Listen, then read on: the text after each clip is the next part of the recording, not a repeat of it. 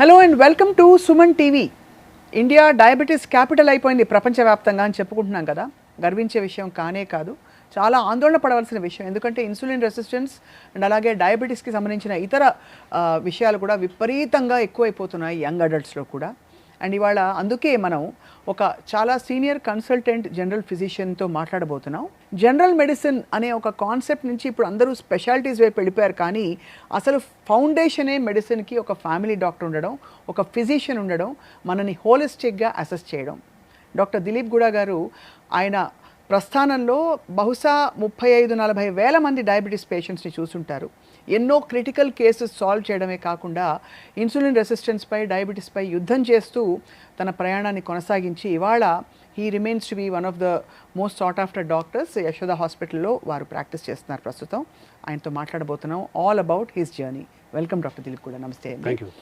So first of all, general medicine అన్నది is it a choice or is it a default situation that you didn't want to specialize in anything, so you remained? Me journey ఎలా కొనసాగింది అసలు? I think most people think super speciality ఆ పదంలోనే super ఉంది, ఇంకా it is something above general medicine అనే ఫీలింగ్తో ఉంటారు. But మాకు టీచ్ చేసిన మెంటర్స్, టీచర్స్ అందరూ ఏమంటారంటే అవన్నీ సబ్ స్పెషాలిటీస్, సూపర్ కాదు, sub in fact. So general medicine చేస్తే you will get an opportunity to treat cardiology cases, gastroenterology cases, neurology, rheumatology. There is no limit. So ఆ ఛాన్స్, ఆ opportunity general medicine చేసిన డాక్టర్స్కే ఉంటుంది. I don't want to let that go. If I go in to cardio I will be missing out on neuro, మిగతా gastro ఇవన్నీ కూడా miss అవుతాను కదా. మిస్ అయ్యే అది నాకు నచ్చక I wanted to stay in general medicine and I'm thoroughly enjoying in the last 25-30 years. 25-30 yearsలో మీరు మెయిన్గా డయాబెటీసే చూసారా, లేక ఇతర అంటే సీజనల్ ఇల్నెసెస్? ఇదివరకు చిన్నప్పుడు ఒకటే తెలుసు మనకి, డాక్టర్ దగ్గరికి వెళ్ళాం, రైట్, ఏంటంటే ఫ్యామిలీ ఫిజిషియన్ ఉంటారు, జ్వరం వస్తే వెళ్తాం, ఏవో ముందు 2-3 రోజులు మందులు కూడా ఇవ్వరు. ఇన్ఫ్యాక్ట్ ఏదో క్రోసిన్ అలాంటివి ఏదో ఇచ్చి ఆ తర్వాత మెల్లిగా ఇన్వెస్టిగేషన్స్ మొదలయ్యి ఇప్పుడు అందరూ డెసిషన్స్ తీసుకుని వెళ్ళిపోతున్నారు. సో మీ ప్రయాణం ఎలా కొనసాగింది sir? What all did you focus on in your general medicine practice? General medicine ప్రాక్టీస్లో నేను స్పెసిఫిక్గా డయాబెటాలజీలో ఐ హ్యావ్ డన్ ఫెంటాస్టిక్ అంటే వర్క్ అనొచ్చు. డయాబెటీస్ రిమిషన్, ఇప్పుడు ఇవాళ రేపు రివర్సల్ అంటున్నారు, రివర్సల్ పదం వాడకూడదు, but remission wise I'm doing some really good work. Basically I have inspired many of my colleagues and juniors. నా స్టైల్ ఆఫ్ ట్రీట్మెంట్తో they are also starting to treat and they are seeing results. But critical కేర్లో కూడా నాకు మంచి grip ఉందండి. యాక్చువల్గా 2010 to 18 వరకు I'm hard core critical care physician కూడా.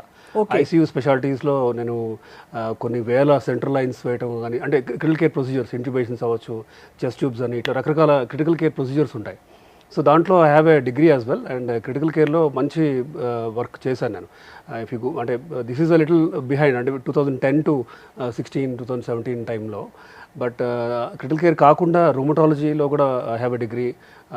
రుమాట్, క్రిటికల్ కేర్, డయాబెటాలజీ మెయిన్లీ అనొచ్చు. సో చాలా ఐ థింక్ అన్ని లైఫ్ స్టైల్ రిలేటెడ్ కండిషన్స్లో critical care of course is అంటే వన్ ఆఫ్ కేసెస్గా వస్తాయి, సడన్గా ఎమర్జెన్సీస్ వస్తాయి, అండ్ వాటిని కాపాడడంలో కూడా మీరు చూశారు.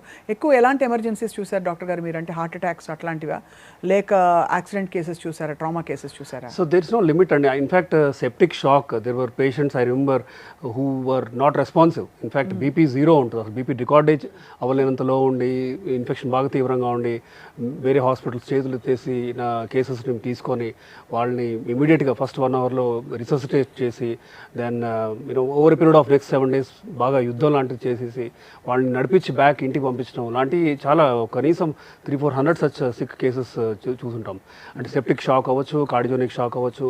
సో క్రిటికల్ కేర్లో ఏంటంటే it's not just infection related or అంటే ది గ్యాముట్ బేసికలీ, అంటే entire spectrum of cases including very sick cardio cases అవ్వచ్చు. షాక్, ఇప్పుడు సెప్టిక్ షాక్ కానీ, లేదంటే న్యూరో, ఇప్పుడు పక్షవాతం వచ్చి బాగా సిక్ అయ్యి బ్లడ్ సప్లై బ్రెయిన్కి లేక వాళ్ళకి థ్రాంబోలైసిస్ ఇవ్వటం అవ్వచ్చు. సో దెన్ టెన్షన్ న్యూమోథ్రాక్స్ కానీ, ఇట్లా అంటే లంగ్స్ విషయంలో కానీ. సో దెర్ ఇస్ నో అంటే ఒక పర్టికులర్ ఫోకస్ అంటూ కాకుండా క్రిటికల్ కేర్లో మాత్రం అగైన్ జనరల్ మెడిసిన్లో ఒక నిజమైన సూపర్ స్పెషాలిటీ అనొచ్చు క్రిటికల్ కేర్. సో ఆ విధంగా I have had the luck or opportunity to treat so many sick cases.